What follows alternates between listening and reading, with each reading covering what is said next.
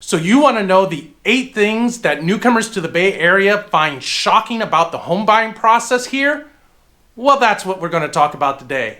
So let's get to it.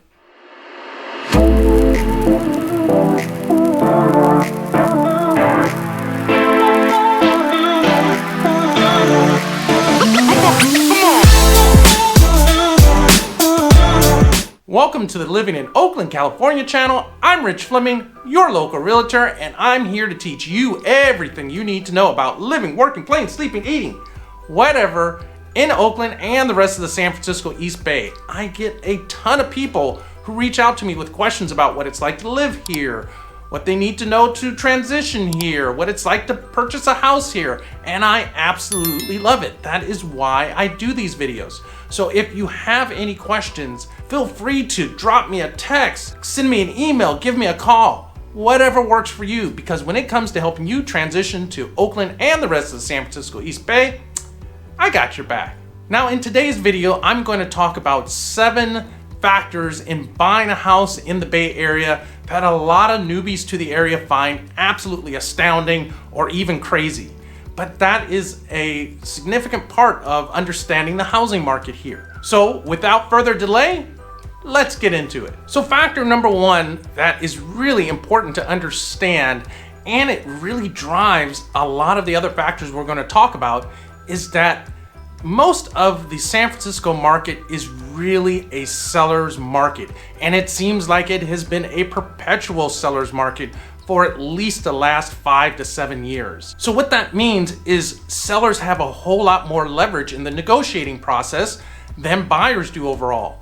And even though it does wane and ebb and flow a little bit, because of the Bay Area's chronic shortage of housing, sellers do have a lot of influence, and they can really make demands on buyers that really wouldn't fly in many other parts of the country. So keep that in mind as we go through the rest of the points. So the second thing about buying a house in the Bay Area is things move quickly here.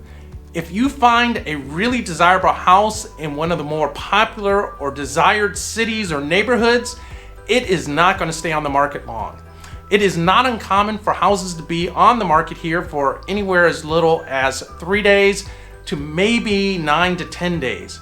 So you may not get a whole lot of time to visit the house multiple times, to think about it a lot. You really have to have a strong sense as to whether the home is right for you or not, and be willing to take action based on that initial visit to the property. So the third factor that people who aren't from the area can find shocking is city transfer tax. And what this is a one-time tax that goes to various cities in the East Bay for the transfer of real estate. And most of the cities that have these transfer taxes are located along Highway 80 or Highway 880.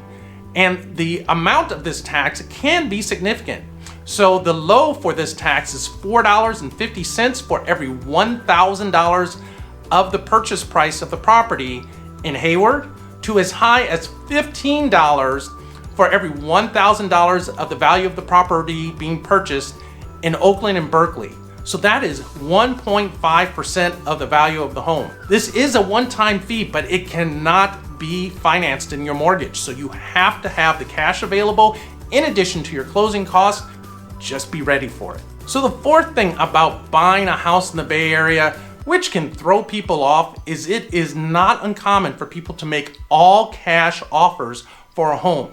And being able to make an all cash offer gives you a significant advantage when bidding for a property.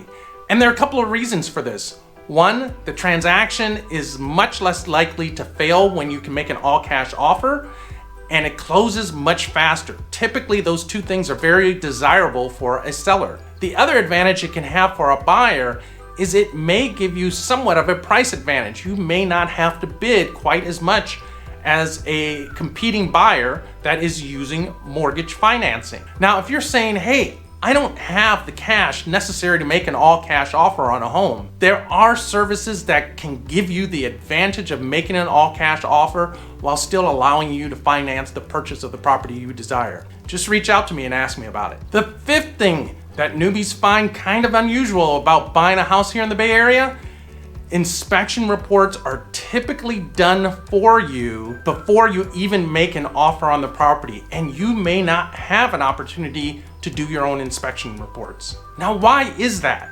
Well, there are a couple of reasons that sellers here often do the inspections on the properties they're selling.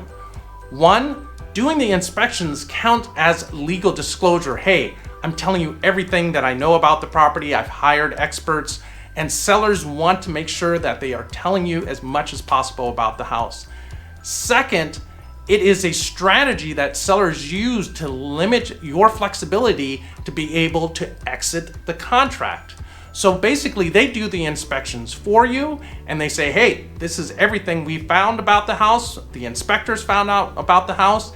Do you still want to buy it? And when you're competing against multiple other buyers, you may not be able to say, yes, I'll take it, but only if I can do my own inspections, because many other buyers will use those inspections and say, this tells me the information I want, I'll make my bid, subject to no contingencies. So the sixth thing that newcomers to the Bay Area find unusual about purchasing a home, well, it's that it is not uncommon for buyers to waive their contingencies. Now, a contingency is terms in the contract that allow the buyer or the seller, but usually it's primarily the buyer, to exit the contract without penalty. Now, the typical contingencies in this area are one, an appraisal contingency, and what that means is, will the house appraise for the value called for in the contract? If not, then typically when that contingency is available, the buyer can leave the contract, or the buyer and seller can agree to renegotiate the price of the home. The second common contingency used in this area is a loan contingency. And what this is saying that if the buyer has any challenges during the process of purchasing the house in getting a mortgage, they can exit the contract. And the most common reasons someone has challenges getting a mortgage is either they lose their job, they have to take a pay cut, or some unexpected change happens to their credit score. The third common contingency in this area is inspection contingencies. And we've kind of covered this already in the previous point. And what this means is if you discover through inspections things about the house that you were not aware of, or change your point of view about purchasing the house, then you have the right to either A, ask for repairs, B, exit the contract, or C, ask for a price change. Now, in many of the most popular areas and for the most desirable homes, it is not uncommon for buyers to waive these contingencies. And the reason is, once again, that there is so much competition for homes that buyers are going the extra mile to make their offer appealing as possible to sellers. And the seventh thing that is somewhat unusual about the Bay Area market, or at least a lot of it, is that it can be challenging to get transactions using FHA or VA financing completed. Now, this isn't anything against FHA or VA. It is primarily caused by two factors. The first being the economics. And that is simply that often when people are using FHA or VA financing, they don't have a ton of extra money for down payment. And in today's market, there is so much bidding. If there is a situation where the final purchase price is higher than the appraised value, then often those buyers don't have the extra cash to make up the difference. Making up the difference between appraised value and purchase price is not uncommon in this market right now. The second factor that makes it a little bit harder to get FHA and VA transactions completed is there are some requirements with those loans on the seller, what they can do, what they must do in order to get it completed. Conventional financing often doesn't have quite the same number of requirements. Although in recent years, the standards for conventional financing have become tougher, so there is not always a significant difference between FHA, VA, and conventional financing. And there you have it, the 7 things that make buying a house in the San Francisco Bay Area a little bit different, or let's be honest, a lot different than buying a house in many other parts of the country.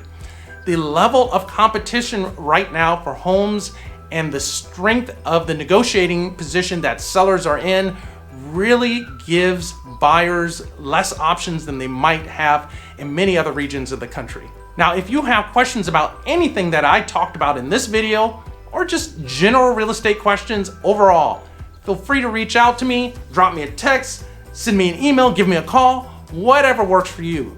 Because when it comes to helping you transition to Oakland and the rest of the San Francisco East Bay, I got your back. Now, if you enjoyed this video, hit that thumbs up button so YouTube knows to show it to other people with interests similar to yourself. Hit that subscribe button and hit that bell notification so you know each and every time I drop a new video. And I will catch you in the next video.